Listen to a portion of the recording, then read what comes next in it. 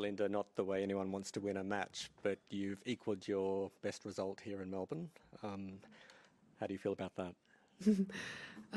Yeah, of course, not the way you want to win a match, that's for sure. I really felt for her. Been injured before, so I know how it feels. Of course, I think I will be more happy maybe tomorrow.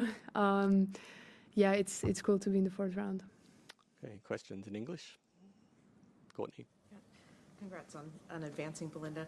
You said throughout the last few weeks that you're way ahead of schedule in terms of just being able to compete again and even the level that you've been able to play. And I'm curious, like, you know, now with the round of 16, how do you stop yourself from like getting ahead of yourself and thinking that it's all going to be like you're right back to where you were, you know?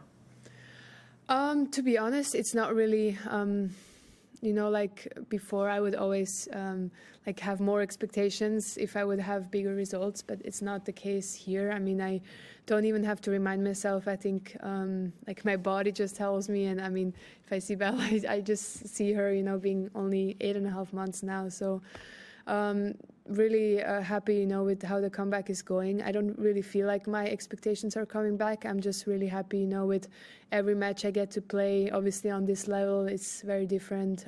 I feel like I can improve and get better.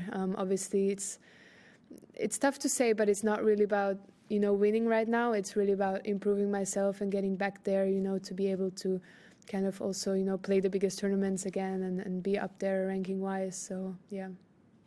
Ben and Catherine. Hi, Belinda. I just wanted to clarify on your camera message. Was that to your mom or to Naomi? What you wrote on the camera? Yeah, that was to Naomi. To Naomi, okay. Just double check. Catherine. Hi, Belinda. It kind of from the outside feels really normal already that you're kind of back at close to your top level and competing with the best in the world. Like, and yet you only had your daughter 8.5 months ago, I think you said. Does it feel normal to you? Like, has this all happened quickly, more quickly than you were expecting, or did you feel ready when you came back to make that progress quickly? Yeah, I mean, I just took it very slow from the start, you know, my comeback, and I was obviously listening a lot to my body. It's, I mean, such a big change. Physically mostly, and then like you start to play and obviously you realize, okay, your tennis is there. So I took time, you know, to play last season some smaller tournaments to kind of, you know, get in the rhythm of playing and obviously like mastering the logistics of traveling with Bella and everything. So I would say, you know, if we wouldn't have got into the United Cup as Team Switzerland, I would even consider maybe not playing here in Australia just yet, because I just would think it's too early maybe. But I'm really happy that we came here.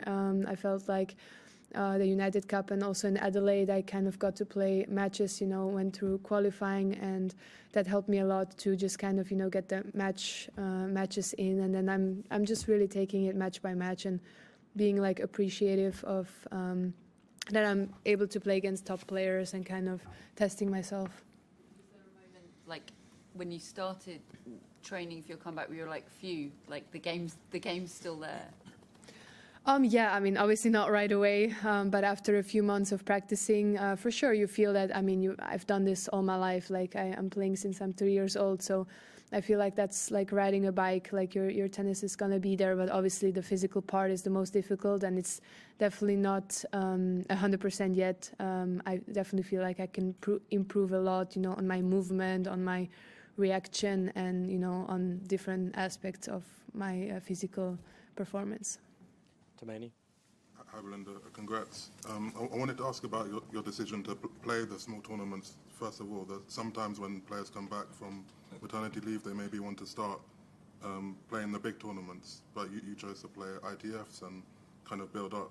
Just what was that like, and yeah, why did you decide to do that? Well, for me, it's kind of like logical. I think you cannot just be out for a year and a half, I think, and kind of expect, you know, that you can just jump in right where you're left off. I think there's definitely something to build up. Obviously, I think the most important for me was to see and test my body, to test also, you know, playing back-to-back matches, and obviously try to play a little bit on the lower tournaments and also work my ranking back up.